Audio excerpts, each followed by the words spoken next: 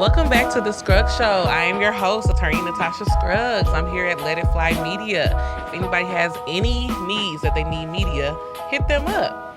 Over here in Waldo with my guy, Justin. Appreciate the shout out, as always.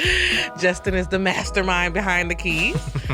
So, It's been a minute since you've been in the studio. It's been like, what, almost 3 weeks? What have you been up to? I think about 2 weeks. It's 2 weeks. Yeah, true. I've been working nonstop. I've been focusing on back to school because I have a younger sibling. He's in high school, and I have another sibling in college, and we've been on the edge of our seats trying to figure out, what's going to happen? Is school going to resume like normal? Are they going to go back online? Are they going to do hybrid? I mean, every parent, guardian, sibling has been worried about this. And it's been some interesting stuff. Like, I've been randomly going viral on Twitter talking about this. And I'm like, my big mouth keeps getting me in trouble. But I keep getting media too. Like, media outlets have been reaching out. CNN reached out to me. Some local channels reached out to me. And it's crazy because it was the first tweet that went viral was a waiver. And it was a waiver that was sent to parents in the Hazelwood School District. And I graduated from Hazelwood East, so I went from grade school on up through Hazelwood. And the waiver, it said entertainment and sports, it said activity and sports waiver. But I knew, from going to Hazelwood East that every single student signs these waivers at registration, because just in case you have to do an activity during school. And so I tweeted it and I said, look at this waiver. Would you let your kids sign this waiver? I said the waiver, well, let me actually look at the exact tweet. Did you have to sign those kind of waivers when you were in school, as far as like activity, like if you ever got hurt just generally? I played sports, so like at the beginning of the year, we have to sign some stuff saying like, if you get injured, like the school's not responsible for that kind of stuff. Right. But other than that, like we would go on field trips when I was in elementary school to like the outdoor learning center where we see animals and stuff. So, we did too. Yeah, so our parents had to sign off on that stuff. But, yeah. I don't know what kind of waiver you're talking about. I feel like it's a little different than what I did when I Definitely. when I grew up. But they were trying to cloak it as like, you guys always sign these waivers. I'm like, no, this waiver is totally different. Yeah. So the waiver so it said, so I tweeted, I said, a Missouri public school district sent this quote unquote liability waiver for parents if their child gets sickness, death resulting from being in school. And all I said was thoughts. And so it had like 6,000 shares, like 1,000 comments. And not only that, it was like articles written about it in Raw Story. And It was like all of this stuff. And even the district tweeted me and was saying like, this isn't true. We don't have a COVID-19 waivers for students to appear in school. It was just for activities. And my problem with the waiver, and I've heard that District 500 in Kansas has this kind of waiver. I've heard of other districts having this waiver, is that the first thing the waiver says is, I acknowledge that federal and government officials have declared that there currently exists a public health crisis called the coronavirus. Then it says, I permit my child to participate in this program or activity, at any time. But if they get any symptoms, I say I want to take my child out. That second paragraph is fine. It's a lot bigger than that, but that's fine. My issue was the language in the last paragraph that said, I agree, release, discharge, and hold harmless the Hazelwood School District, its agents, employees, officers, and Board of Education members from any and all claims, demands, causes of actions for injuries to or death of my child occurring during, resulting from, or participation in programs, activities resulting in any way from COVID-19, even if the clause is the cause of damages, injuries. Even if the cause, damages, or injuries are alleged to be the fault of negligence, carelessness, or recklessness. So I know that was a lot, but basically it's saying if the school, its agents, its teachers are reckless, negligent, or at fault and made a mistake and kids get COVID and my kid dies, the school They're not responsible. They're not that looks loaded. Insane. Yeah, it was loaded. And I'm like, and every parent who retweeted, quoted, talked about it, said that they would not sign it. And that's what's an issue there's right no now. way. I wouldn't sign that. No. So my question was, if the schools are not, well, first of all, if the country is not at a place where we even know what's going on with COVID, if the world is not at a place, we don't have a cure, we don't have this, we don't have that, why would we even send them to school when we pulled them out of school last year? So I think that the reason why I'm in Missouri and the governor wants kids to go back to school, and I think he's doing that because he's cool with Trump, and Trump wants everybody to go back to school. But why send the kids back to school? Why even potentially harm the kids if we don't have to? If it's 2020 and everything is online and every kid knows how to use, I'm talking about babies know how to use iPhones. They know how to use tablets. And the middle schoolers and grade schoolers and high schoolers can use computers. Why would we even risk that? That's what I've been like obsessing over for like 2 weeks. Yeah, this happened when I was in high school, and I highly doubt my parents would have been okay with me going to school. Like, they're already right now scared that I'm, 25 and still going out to bars and stuff. Like, no, trust me, Mom. I've been in the house. Like, I ain't going nowhere. Right. I ain't risking it. Like, what, you're going to go get a public education for third grade just to get COVID and die? Like, that makes no sense to me. And then to add insult to injury in Missouri, the governor decided to cut $133 million from the K through 12 budget. So we're cutting the budget from communities that devastatingly need it, from communities that are disparagingly affected by all the issues. Because let's be clear, we're still in the Black Lives Matter movement. We still are in the social justice era. There's been protests every day since May 25th, since George Floyd passed away. And now we have to deal with this and COVID, and now you're cutting our funding. So to me, the people, remember last time, if you guys watched my prison abolition episode or my prison is a paradigm episode, I talked about the domino effect and how the last domino is falling. Now we're looking at the kids, and the kids are being, to me, discarded. And I feel like a result of all of this stuff, like, you're not going to see the negative results of this, but you're going to see it in 10 years and 15 years. Because let's be completely honest, this is going to affect neighborhoods of color the most. Right. Like, that's Definitely. just a fact. Definitely. Black kids and black schools, because black schools are underfunded anyway. And then I just recently saw that some of the private schools and some of the charter schools in Kansas City are getting like grants and PPP loans because, they have the ability to apply for those. But these state-funded schools, they're at the mercy of the state. And that's why an elected official has the responsibility, whether it be the governor, the mayor, whoever, to make sure that the kids have what they need. And I don't think that they're doing that. I don't think that the kids are being prioritized. I don't think that they care about these kids, to be honest. And that's why I said what I said. And since then, my school district followed me and they said, well, we want to talk to you, Ms. Scruggs. We want to collaborate. We want to work. So they said that they want to do better. Okay, but from their side, like kids have to be educated somehow, right? Mm-hmm. So what in your opinion is like the best way for your school district or the school that you went to or any public school right now? Yeah. Like what is their solution? What is your solution to them? To stay at home, just like we did before. When you don't know what to do, you do nothing. And doing nothing doesn't mean let's pretend to go back to school. We were already at home. I had to go and pick my sister up from school in 2 days because they said all the college kids got to go home. My little brother, they said, he's not coming back to school. We've been doing this. The kids are used to it now. They're used to it. They're at home.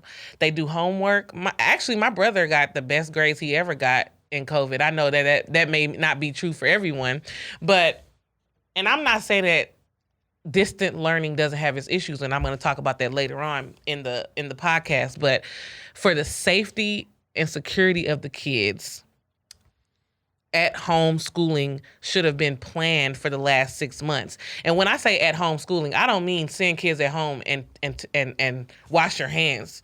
I mean that the district has to actively prepare a plan to make sure that kids can get educated at home. And so this weekend I'm doing an event called the Kinchella, and it's an event with another local local business called Aristocrat Photography. And we are giving book bags and back to school items and laptops and things. And when I was looking to see what organizations or what families to give this to, I called KCPS, and KCPS is doing a great job. That's Kansas City Public School District. Kansas City Public School District has decided that all kids are going to stay home, and I agree. And they've done a good job at that. And they told me that they have a homeless population of kids, and I was ignorant to this. I didn't know about this. And she said the HP. And I said, what's that? She said the homeless population.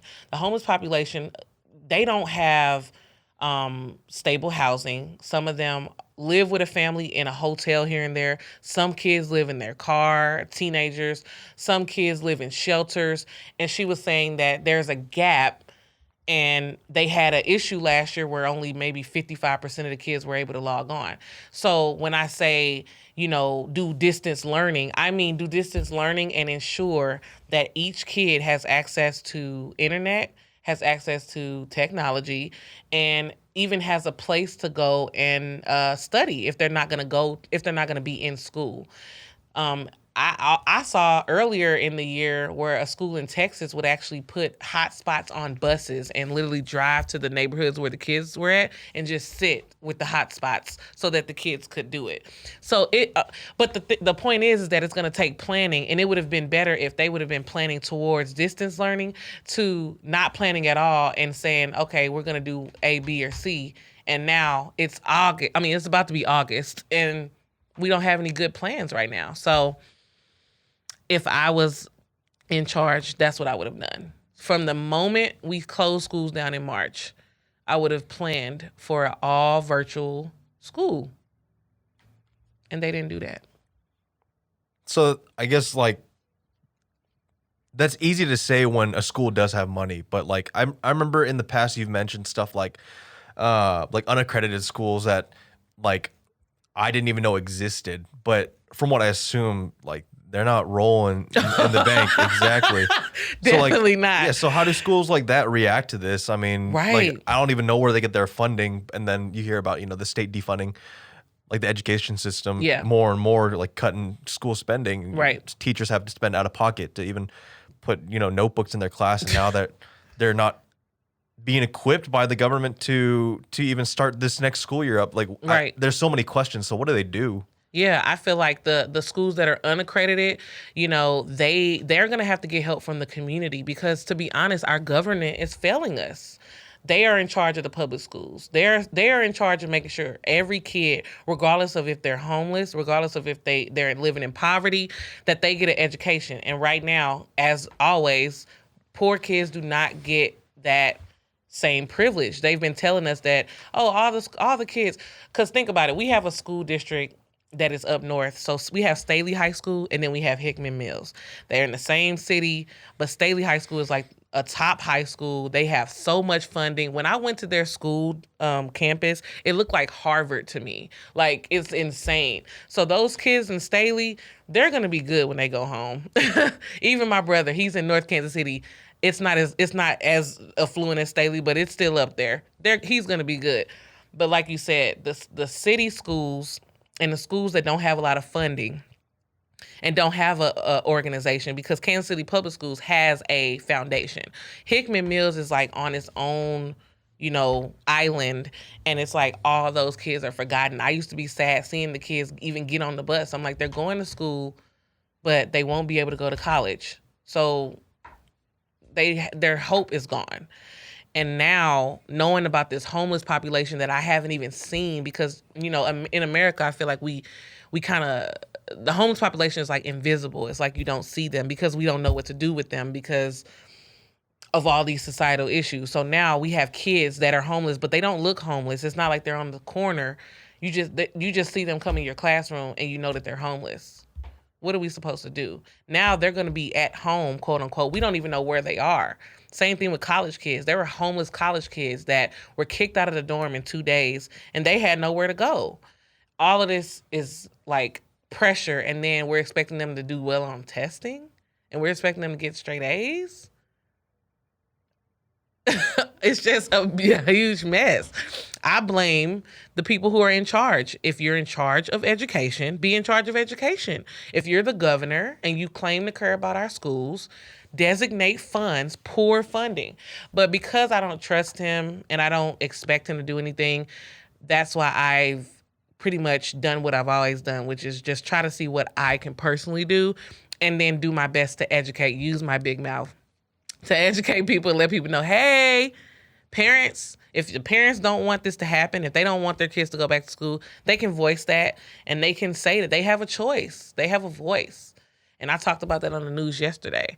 So honestly, I feel like the future of our kids is going to be in the hands of the community and not in the hands of the government, because they're going to defund. They're going to continue to defund. They're going to continue to disregard and discard our kids.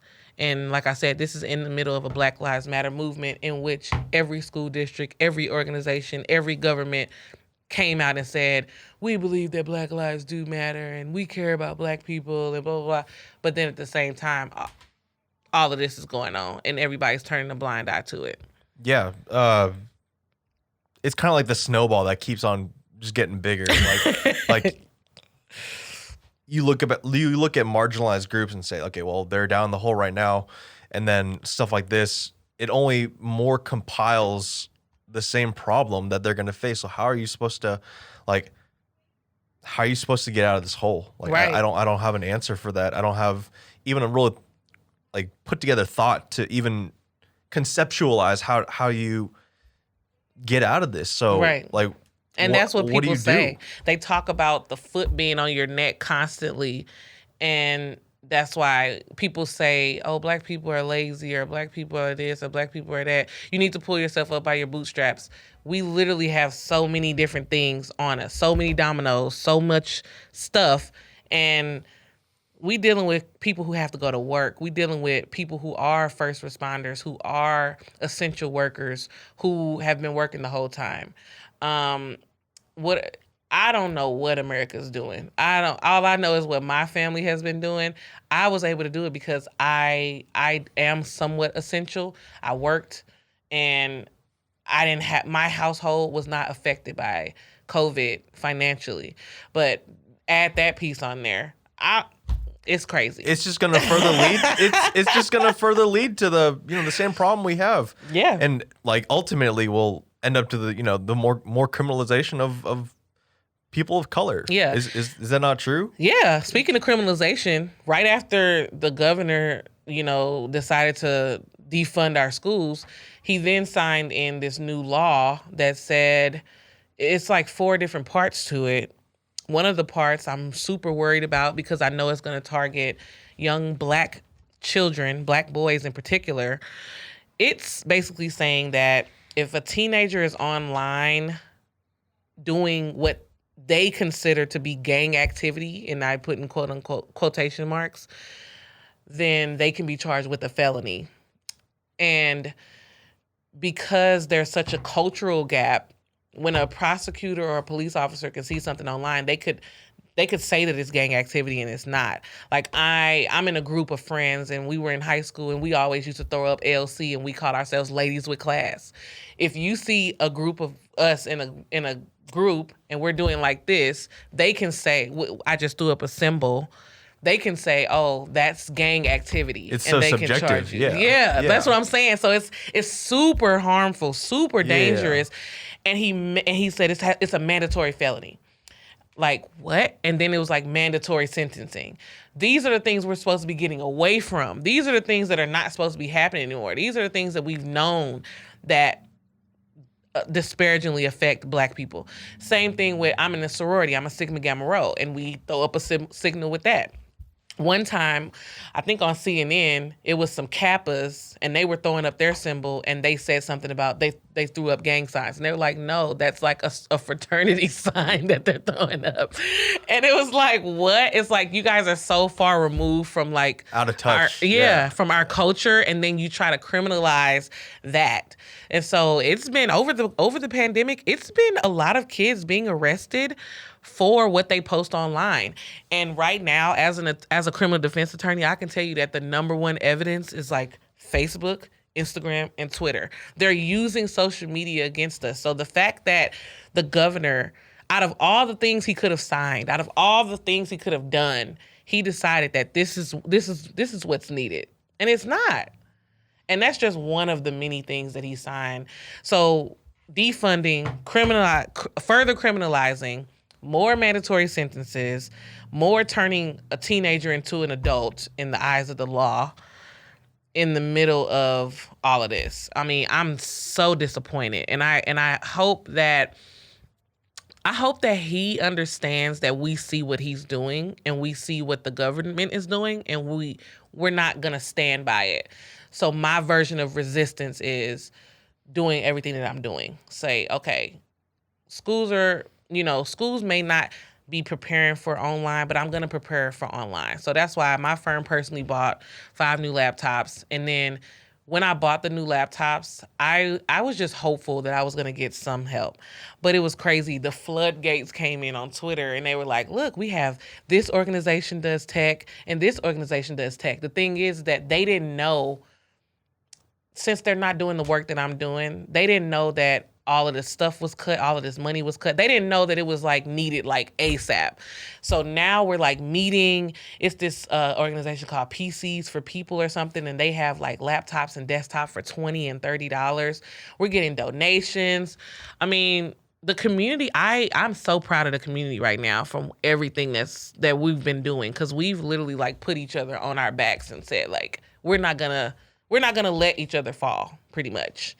So yeah, so I mean, talk more about just like how the silver lining. Like we can probably go on for hours about, like I said, the snowball that's going to keep, progressively getting worse and worse and worse for certain groups of people. But like, how's the community? How have people kind of respond to this? Like, where's the light at the end of the tunnel? Like, I think the light is more people are more caring about their own neighbors, because I feel like Americans were so isolated and we were not that kind of community that we probably used to be back in the day. And now I'm seeing it. I'm seeing people, especially in the Black community. I'm seeing black neighbors checking on other neighbors, checking on elderly neighbors. I see them like this. Like even though I've done the law camp every year, I've never done this. And this is something I could have done. I've seen Black people come up with different ideas to say, okay, whatever the public school's doing, that's fine, but we can do something else. I've seen so much growth. And the light at the end of the tunnel is what we're doing is resistance. Resistance means the way that things are, we're not just going to sit back and allow it. So I feel like the more resistance we do, the more they're going to have to change. The more we talk about the issues, the more the government is going to end up changing. I think ultimately it will change. Just like I said in the other podcast we did. I think that the more kids, I know for a fact that the more funding the kids get, the more support the kids get, the more technology, the more attention they get, that it's going to benefit them in high school. It's going to benefit them for the opportunity to go to college. And we should, it's going to benefit them to be able to go to college, because like we said, those kids that go to unaccredited schools, while they can't get into regular colleges, they can start doing other type of colleges and other type of schools, especially if we appeal to them. So it's kind of like putting the power back into the people's hands and saying what we will and will not accept as a community. And I like that. So what's that next step? Like, I'm a 25-year-old guy living in KC. I don't exactly know what to do when it comes to, like you said, the next step. So what is my practical, like, do I go out and just vote for a certain person, or like be educated on voting, or do I go and fund different foundations that are helping the community. Like, what is your advice for someone who kind of looks at it and is like, I know something's wrong. Like, it's very obvious to people looking from the outside in. Like, something's kind of messed up. Something, not kind of. Something's pretty jacked bad. up. Exactly. So what is it that you say your advice for a 25-year-old or an early 30-year-old or even a parent who might be like overwhelmed with what's going on? Like, what are you supposed to do? It's crazy because when the Black Lives Matter movement first started this year, everybody who was anybody was trying to donate. And I don't think that donation is for everybody. I think that it's for the big corporations, because one corporation can donate the same amount that like a million regular people donated. I think that everyday people can affect the community in a positive way by honestly doing what they're already doing, but just opening it up to others. So if you're an artist, say if you're a painter, you can call up, because honestly, all the stuff that I've done, I didn't know how easy it was to like talk to like superintendents and like like governments and things like that. I'm like, wow, it's kind of easy. And like school districts, I'm like, oh, I just called them and talked to them. So if I'm a painter, just for example, I could literally say, hey, is the art department suffering right now? Does the art department need some help? I guarantee you the art teacher would say, yes, we need more easels, or the kids need something to do or something. So it's kind of like you don't even have to go so far outside of what you're already doing. You can do the same stuff that you're doing, but do it for the community. Another thing, I have there's a barbershop that's next door to my firm, and I asked them would they donate some free haircuts, because I said it's going to be kids in the parking lot, and it would just be nice if they got haircuts. They said yeah. So now four barbers are going to come in on a day that they wouldn't normally come in. They don't come in on Sundays. They're going to cut kids' hair for free. Same thing that they always do. So it's kind of easy when you think of it like that. It's kind of overwhelming when you think, oh man, I don't know how I can, I don't have $1 million. I don't have $1 million. Like if I had $1 million, I would give it all to the school district because I'm like, I'm so upset about this. I'm pissed, but I don't have $1 million. So what do I have? I have influence. I have this. I have that. I'm going to do that. Cool. I can organize too. And honestly, that might be worth a little more than $1 million.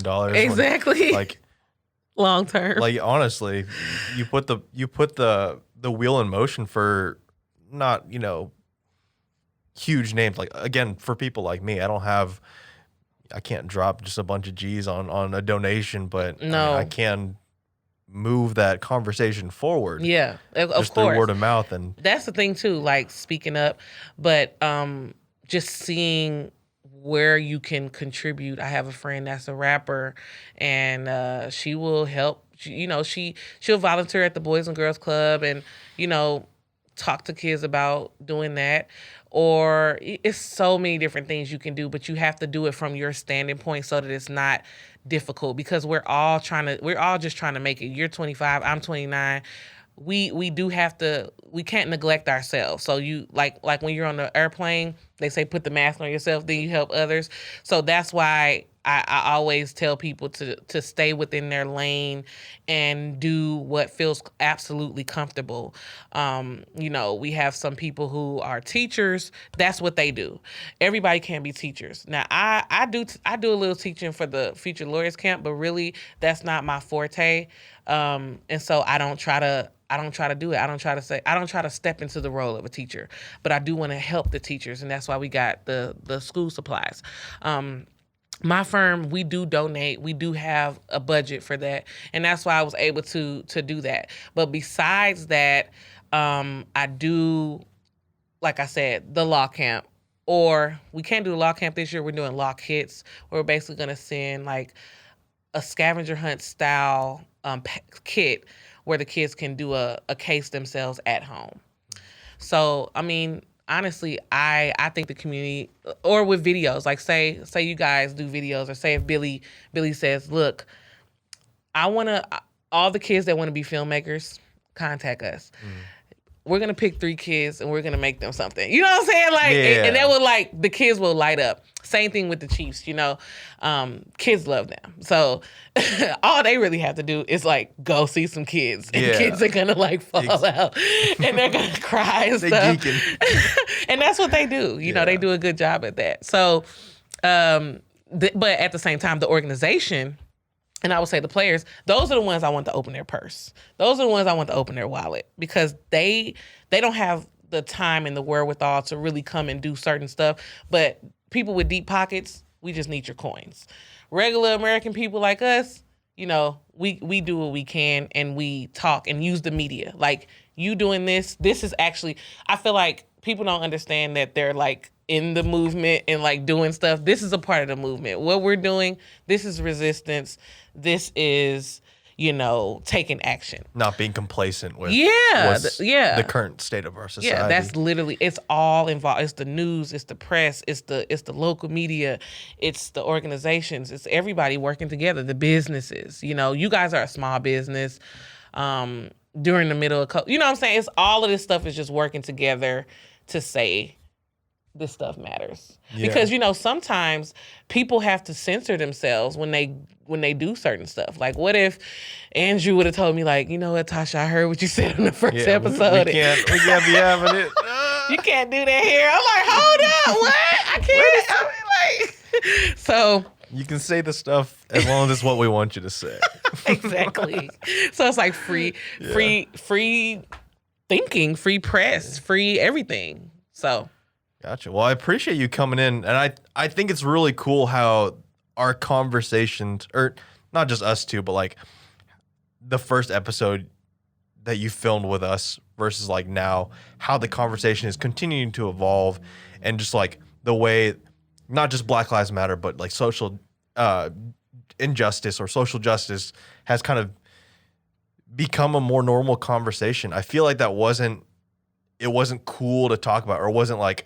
It was like people, you know, kind of like exactly like kind of shy away from it. Like, you talk about it behind closed doors, but it's not just like you can't just come in and do a podcast about it. But now I feel like it's so normal and appropriately should be. Like this conversation should be had, and I'm glad we're having it. Yeah, me too. Yeah.